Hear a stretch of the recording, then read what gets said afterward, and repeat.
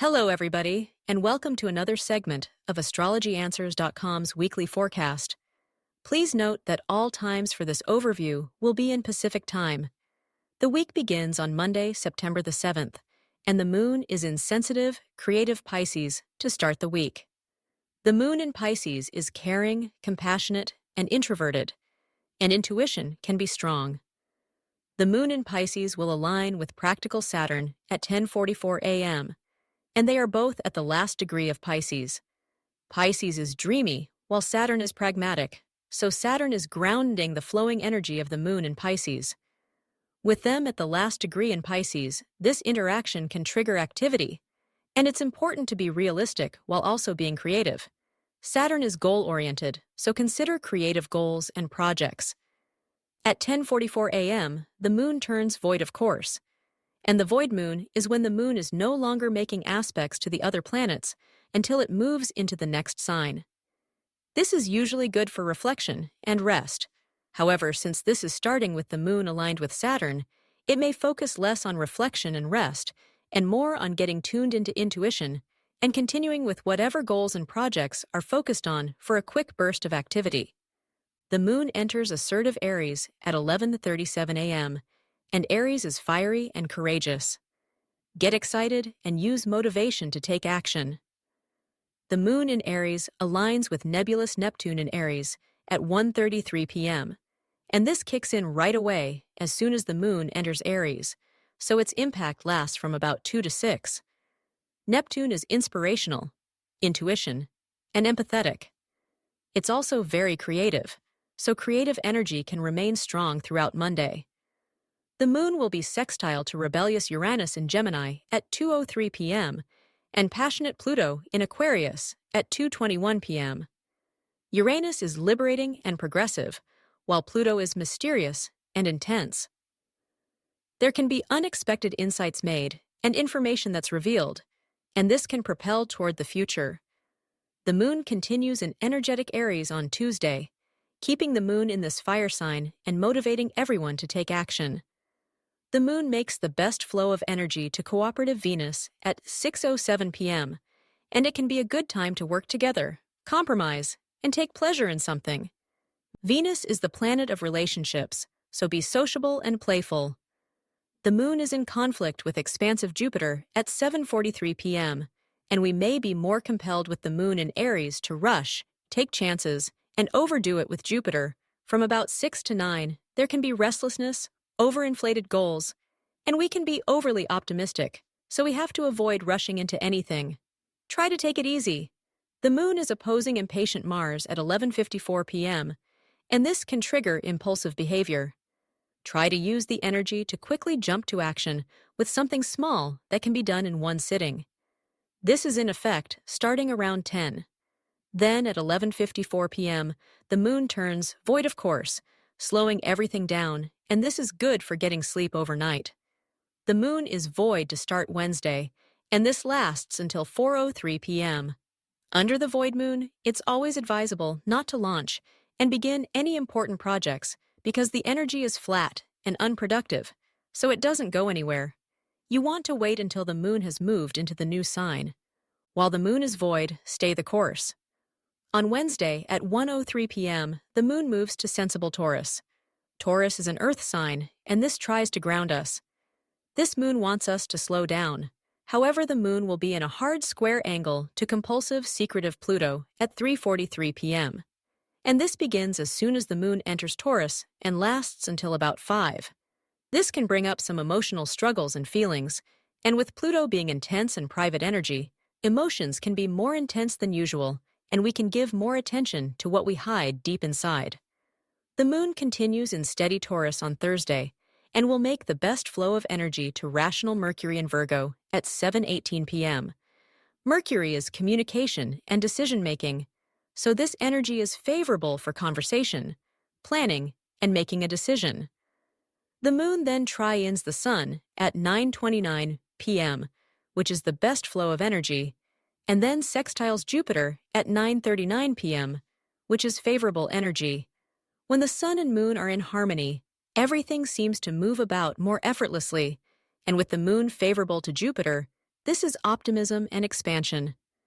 It's wonderful energy, and coming off of the moon to Mercury, conversations can lead to effortless insights, and decisions can lead to exciting opportunities. This begins around 6 and lasts until 11. The moon is in conflict with Venus at 11:59 p.m., so just as the day is coming to a close on Thursday. You may feel that your needs aren't being met, and you want to reach out, but it might be better to just let it go and not push anything for now. It's pretty late in the day anyway, so you might just be going to sleep, and that would be better. Friday begins with the moon still in Earth sign Taurus, calming us and keeping us steady. Jupiter is lit up on Friday with both the Sun and Mercury sextile, which is very favorable energy. The Sun sextiles Jupiter at 12:30 a.m., so right as the day starts, and Mercury sextiles Jupiter at 2:53 p.m. Jupiter is good feelings, expansion, and optimism. The Sun favorable to Jupiter is excellent for travel, adventure, and new beginnings. Mercury favorable to Jupiter is excellent for making plans, thinking about big future goals, and educating yourself. This might start with the lovely energy late Thursday and continues through Friday, so this is very favorable for new projects and taking smart risks. The moon sextiles Saturn at 1:14 p.m., giving a practical focus, thinking long-term, and setting goals. This helps with building on the favorable energy and activity. Continuing what you begin is smart, considering the moon turns void of course at this point, at 1:14 p.m., and things slow down a little. This doesn't last too long, though, and the moon enters Gemini at 2:38 p.m., and this can be a time to connect socially and be more engaging. The moon will be in harmony with idealistic Neptune at 4:23 p.m., and you can focus on your dreams, use creativity, and have a heightened intuition. The moon aligns with inventive Uranus at 5:03 p.m., and then trines Pluto at 5:17 p.m., so there's very favorable energy from about 3 to 6. Expand your view of what is possible with Uranus, and let yourself experiment. Have profound, in-depth conversations to reconnect with Pluto. The moon continues in Gemini on Saturday, and Gemini is new ideas and information. You may want to talk things over with someone, and this is especially strong as the day begins with the Sun aligning with Mercury at 3:52 a.m. Mercury is the ruler of Gemini, so there is strong mental energy on Saturday, but especially the first half of the day. This might continue on the ideas, choices, and opportunities that kicked off Thursday. The moon is still in Gemini as Sunday begins, and it comes into conflict with the Sun at 3:33 a.m., which means we enter the last quarter moon phase with the Gemini moon square the Virgo Sun. There is a new quarter moon phase every week or so, and the quarter moons shift energy for the next week. The last quarter moon is a time for endings, to finish, to clear out, and to release. This is very important since the last quarter moon was a lunar eclipse, and the next quarter moon is a solar eclipse, so we're right in the middle of eclipse season. The lunar eclipse was a big one for releasing, especially releasing karmic baggage, emotional baggage, spiritual baggage, and subconscious baggage. This last quarter moon can continue with this, and we have to hurry to make room for the big solar eclipse in 1 week. The moon is in conflict with Mercury at 5:17 a.m., so conversations might be difficult to start the day, and it might be a good idea to hold on to what you have to say until you've had a chance to calm down and think it through. The moon sextiles relational Venus at 7:10 a.m., and this is pleasant energy for connecting with others, making it better for communication from about 7 to 8 in the morning. The moon makes the best flow of energy to assertive Mars at 8:41 a.m., giving a shot of energy and motivation. Get focused and use excitement to your advantage.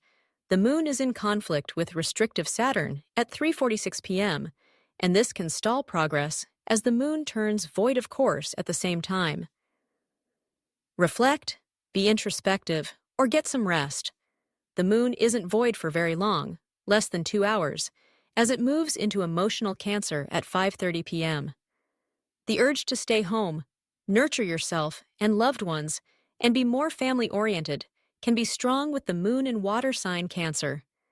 This can lead to feeling your emotional needs are being met.